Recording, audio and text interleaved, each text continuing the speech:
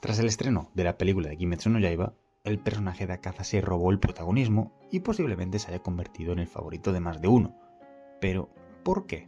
Bueno, lo cierto es que cuenta con una narrativa muy bien construida, posiblemente la más triste y emotiva de la serie, y en la que te puedes sentir reflejado fácilmente. Su historia nos muestra cómo una serie de desgracias convirtieron a un joven que quería llevar una vida honrada en un monstruo. Como probablemente todos ya la conocemos, no me voy a parar tanto en la cronología, sino más bien en su construcción y camino a nivel psicológico, el desarrollo de su odio hacia los débiles y ver si su descenso final como personaje tuvo sentido. Akaza pasa los primeros años de su vida en lo que parece un entorno muy hostil, que no le ofreció la más mínima ayuda en ningún momento. No sabemos nada de su madre y es hijo único, solamente cuenta con su padre. Este se ve un hombre honrado que quiere hacer lo mejor para su hijo. Sin embargo, está gravemente enfermo, hasta el punto de que apenas puede salir de casa y necesita constantes medicinas para sobrevivir. Esta situación obliga a Akaza a convertirse en el cuidador de su padre, viéndose en la necesidad de robar muchas veces para conseguir dinero y así comprar las cosas que necesita. Lo cierto es que no tiene otra manera de hacerlo. No existen ayudas sociales, ni tiene más personas en su vida que puedan ayudarlo. Y además, cuando es capturado, recibe castigos físicos muy fuertes y es marcado con tatuajes que simbolizan su condición de ladrón. Pero para él, eso no importa. Lo más importante para él es cuidar de su padre. A sus ojos, el mundo es un lugar cruel, que no solo no le tiende la más mínima ayuda, sino que castiga todos sus intentos de cuidar a sus seres queridos. Nunca justificaría el robo, pero en su situación, ¿qué harías? Bien, hay mucho que analizar aquí. Akaza se enfrentó a una situación que claramente le superaba y no recibió ningún tipo de ayuda. Un adolescente sin más familia que su padre, teniendo que asumir la responsabilidad en su hogar y siendo el principal cuidador, papel que normalmente debería recaer en los padres. Es una situación muy complicada en la que te puedes sentir reflejado y que obligó a Akaza a ser más fuerte. Y aquí está la primera clave de su posterior odio hacia los débiles. Como él mismo decía, debe hacerse fuerte para poder escapar y defenderse de los guardias, ya que si no lo hace, no conseguiría lo necesario para cuidar a su padre. Por lo tanto, no ser fuerte se traduce en no poder proteger. Lamentablemente, y debido a sus cuestionables métodos de supervivencia, su padre, viéndose más como un lastre que un apoyo para su hijo, decidió quitarse la vida, librando a su hijo de su cuidado, pero dejándolo totalmente solo. Ante esta noticia, vemos que la reacción de Akaza es de completa ira y odio, sentimientos que también arrastra debido a toda la frustración que está pasando. Creo que todo ese odio no solo está dirigido al mundo por cómo los han tratado, ya que ni siquiera entiende por qué su padre se suicidó cuando no molestaba ni hacía nada malo a nadie, sino que también es ira hacia sí mismo por no haberlo cuidado mejor. La muerte de su padre marca muchas cosas. Primero, la promesa fallida de haberlo cuidado con todo el dolor que esto supone. Y por otro lado, el conflicto de conseguir una vida honrada, tal y como le pidió su padre antes de morir. A sus propios ojos, no existe un futuro para un ladrón marcado como él. ¿Cómo va a poder cumplir esa promesa? Tras estos eventos, conoce al que se convertirá en su maestro, y quien adquirió un rol paterno con él, Keizou. Este era el dueño de un dojo de artes marciales, el cual acogió a Akaza en su hogar con la petición de que cuidara a su hija, Koyuki, ya que su mujer se había quitado la vida y él estaba fuera trabajando. De nuevo, la vida lo pone en el rol del cuidador, un rol que puede ser agotador. Esta faceta de Akaza también puede hacer que te veas reflejado en él, ya que somos muchos los que cargamos con este rol, ¿no? Un familiar con enfermedades crónicas, demencias, problemas de movilidad, que al final del día crean una dependencia inmensa. Y es muy habitual que el cuidador sufra de fatiga, el dolor de ver a un ser querido deteriorándose cada día, perdiendo la memoria hasta el punto de que ni siquiera te reconoce. No es casualidad que los enfermeros sean uno de los trabajos con mayor nivel de problemas mentales, como el burnout, ya que son personas que están constantemente en contacto con el sufrimiento humano. Pero Akaza asumía sus tareas de cuidador con orgullo, nunca con rabia. Para él no era un sacrificio, era un propósito. Su nueva vida tenía muchas similitudes con lo que ya había vivido justo con su padre. cuidar a alguien con la salud frágil, que además no para de disculparse por necesitar ayuda. Y ahí surge otro punto clave.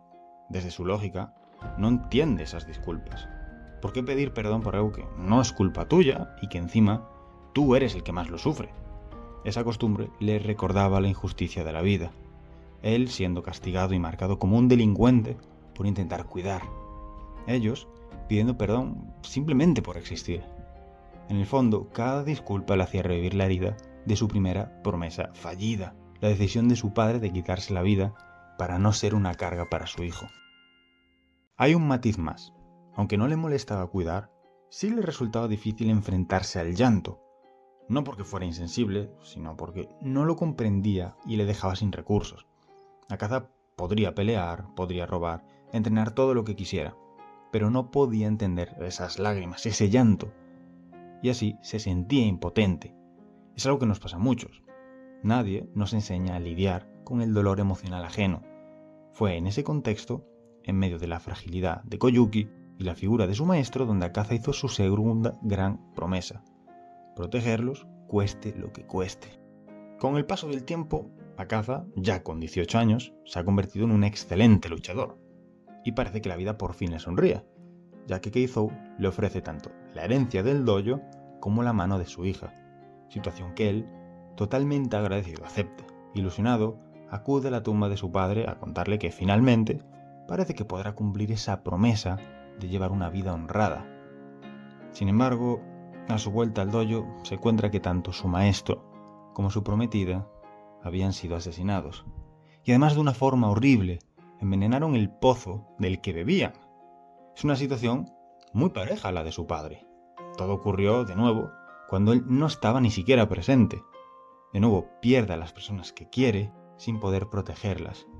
De nuevo, una promesa fallida.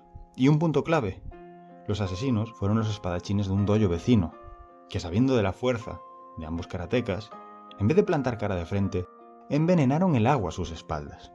Un método sin escrúpulos y que va en contra totalmente de su filosofía y honor como artista marcial. Tenemos entonces dos reglas claras sobre la debilidad. Por un lado, su impotencia y todas las promesas fallidas de cuidar a sus seres queridos. Y dos, la cobardía de los espadachines, que siendo más débiles, hicieron una acción así de ruin y asquerosa. Lleno de odio y sin nada por lo que vivir, Akaza extermina de forma violenta a todos los espadachines.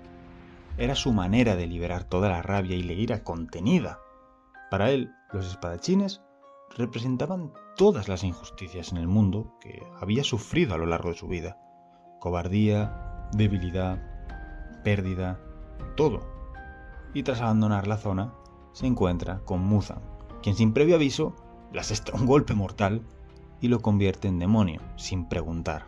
Creo que no tiene mucho sentido analizar su etapa como demonio, ya que por un lado estaba siendo controlado por Muzan y no tenía sus recuerdos.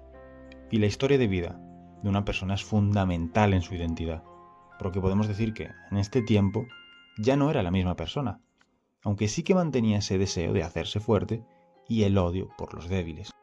Pero entonces llegamos al final de la pelea que tiene lugar en los sucesos de la película. Tras su pelea con Tanjiro y Giyu, Akaza empieza a recuperar los recuerdos sobre su vida, los cuales crean un conflicto interior, y tras mantener esas dudas es cuando le cortan la cabeza. Aunque después el demonio parece ser capaz de regenerarla y continuar la pelea. Pero pasan dos cosas clave. Sus recuerdos traen de vuelta muchos de sus valores y comportamientos como humano. Y como artista marcial basado en el honor que es, sabe que perdió la pelea, ya que le cortaron la cabeza y sus oponentes no tienen todas las ventajas de regeneración. Es una pelea injusta. Y esto se une a lo demás.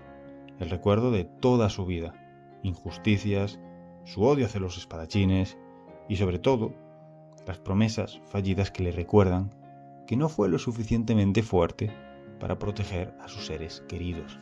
Akaza se culpaba de lo sucedido y de no haberlo impedido.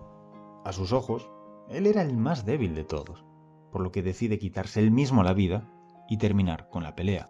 Es aquí donde toca responder a la pregunta de si su derrota tiene sentido o si fue tremendo guionazo. Y en mi humilde opinión de psicólogo, es totalmente coherente. A nivel de combate no. Akaza podía regenerarse sin problemas y acabar con Tanjiro y Giyu, que estaban muy tocados. Pero el punto no está en la pelea física, sino en lo que ocurre dentro de él. En el instante en que recupera su memoria, es como si Akuji, su verdadera identidad, tomara el control, iniciando un conflicto interior imposible de resolver entre su humanidad y su parte demoníaca. Para Akuji, seguir viviendo como Akaza ya no tenía sentido. Pelear como demonio va en contra de los principios de honor, justicia y rectitud que rigen a los artistas marciales. Y además, no quedaba nada por lo que luchar. Las personas que amaba ya no estaban. No había nada que proteger, ningún propósito que sostuviera su existencia. La batalla dejó de ser contra Tanjiro o Giyu y pasó a ser contra sí mismo. Su muerte no fue una derrota, sino la última muestra de que su humanidad seguía ahí, aunque fuera en los últimos segundos de su vida. Y es por eso que al final de la pelea sonríe y, como dice Tanjiro, Akaza siente gratitud. No porque estuviera en paz, sino porque, aunque lo invadían la ira, la culpa y la frustración hacia sí mismo, al menos pudo recordar quién era realmente. Esa gratitud nace del reencuentro con su auténtica identidad, Akuji. La sonrisa no significa liberación total, sino el alivio de haber recuperado, aunque fuese por un instante, la humanidad y los valores que había perdido. Por eso, cuando en el más allá se reencuentra con sus seres queridos, rompe a llorar y pide perdón. Su viaje no fue de redención completa, sino de confrontación con el peso de sus errores. Su historia hace que podamos vernos muy reflejados en él. Akaza no odiaba la debilidad porque fuera cruel, sino porque lo enfrentaba a sus propias heridas. Cada disculpa, cada lágrima, cada acto de fragilidad le recordaba que no pudo proteger a quienes amaba. En el fondo, su odio no era hacia los demás, sino hacia sí mismo. Y en eso, todos nos podemos reconocer. Lo que más rechazamos afuera, muchas veces, es lo que más duele dentro.